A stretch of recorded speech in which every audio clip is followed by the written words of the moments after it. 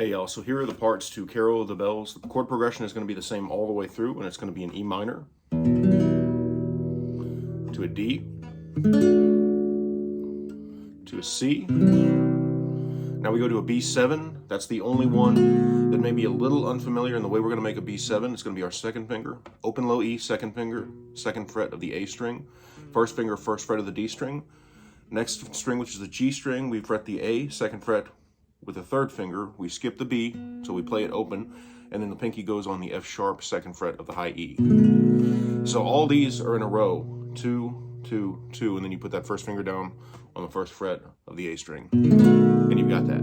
Okay, so we have again E minor, D, C, and B7. So you can do this a number of different ways if you want to strum it. It's going to be in 6/8, or you could count it 3/4. So think 1, 2, 3, 4, 5, 6. 1, 2, 3, 4, 5, 6. So what your drum beat would be something like this: 1, 2, 3, 4, 5, 6. 1, 2, 3, 4, 5, 6. So your strum pattern would have to fall into that. 1, 2, 3, 4, 5, 6. 1, 2, 3, 4, 5, 6. 1, 2, 3, 4, 5, 6. 1, 2, 3, 4, 5, 6. Okay. So now we're going to look at the first part of our melody, and that is going to be starting here on the G. Now you could do this in first position, 3, 2, and open, or you could do it in second position. It really doesn't matter at this point. So what we're going to do is we're going to start on that G with a second or third finger, depending on which position you choose to play it in. So we're going to go 3, 2, 3, open. Now, remember 6/8.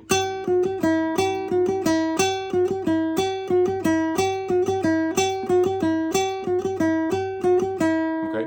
Now, what you're going to do, you can do this two ways. Now, if you happen to have a looper or someone else to play with, one person would play that, while the other person played a harmony. Now, there's a couple of different ways to do this too. We're going to shift up here now into fifth position. So we're starting on 7, 5, 7. Now, you could also hit the pinky here, which is 8 on the B string, or you could do a little slide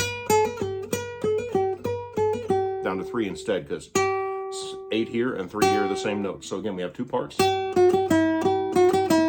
then over that we want to slide, or excuse me. So those two parts can go together. If you're playing this solo, just to give it some dynamic, you could play, say, a couple measures of the low part and then a couple measures of the high part, and it would certainly sound good over top of your chord progression. So now we're going to look at the main body of the melody. Normally I would play this here an octave high, like so. Okay, what we're going to do, we're going to bring it down here just because we're more familiar with this position. It's the same notes an octave lower. And so first I'm just going to play this, see if you can pick it out, starting on E.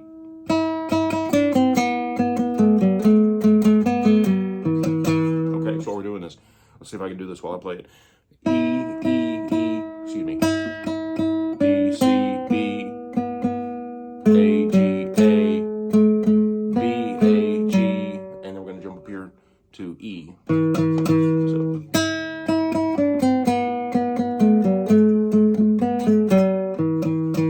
Okay. Now this next part, it's a little difficult because of a slide. What we're going to do is we're going to slide into fourth position with the first finger on the G string. I'm going to play a whole step. 1, 3, then 1, 2, 1, 2, 1, 2, 1, 2. You could do that like that, or you could go 1, 2. Some people like to slide as well.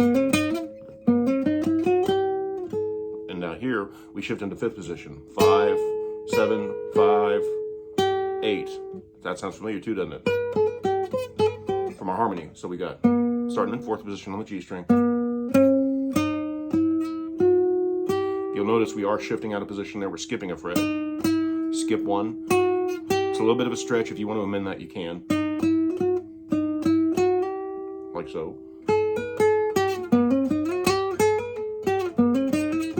You could do that too.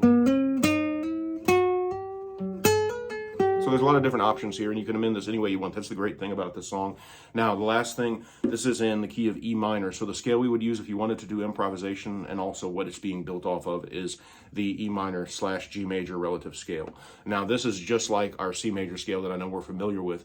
except every F becomes an F sharp. So for example, C major, E, F, G, A, B, C, D, E, F, G, A, B, and so on, which we've learned already. Now all we're gonna do is play the same notes, except every F now becomes F sharp instead, so a half step up. E, F sharp, G, A, B, C, D, E, F sharp, G, A, B, C, D, E, F sharp, G, and so on. So if you happen to have a looper, or you could actually open up the recorder on your phone and just record yourself playing for a minute or so these chords in any orientation that you wanted, and then you can play and